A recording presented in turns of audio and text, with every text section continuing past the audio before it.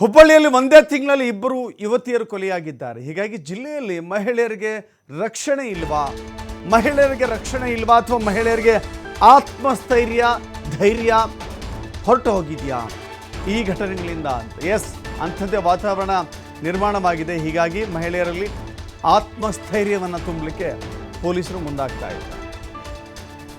ಮಹಿಳೆಯರ ರಕ್ಷಣೆಗೆ ಚೆನ್ನಮ್ಮ ಪಡೆ ರಚನೆ ಮಾಡಬೇಕು ಅಂತ ಹೇಳಿ ಅಲ್ಲಿನ ಪೊಲೀಸ್ ಆಯುಕ್ತರು ನಿರ್ಧಾರ ಮಾಡಿದ್ದಾರೆ.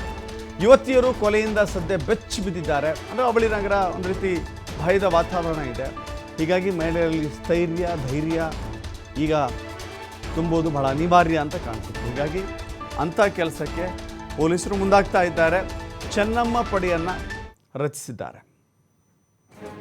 ಚೆನ್ನಮ್ಮ ಪಡೆ ಅಂದರೆ ಹೆಣ್ಣು ಮಕ್ಕಳ ಪಡೆ. ಅದು ರಾಣಿ ಚೆನ್ನಮ್ಮ ಹೆಸರಿನಲ್ಲಿ ಪೊಲೀಸರ ಒಂದು ಪಡೆ ತಯಾರಾಗಿದೆ. ಮಹಿಳಾ ಪೊಲೀಸ್ ಪೇದೆಗಳು, ಮಹಿಳಾ ಪೊಲೀಸ್ ಅಧಿಕಾರಿಗಳು ಗಸ್ತು ತಿರುಗ್ತಾ ಇದ್ದಾರೆ.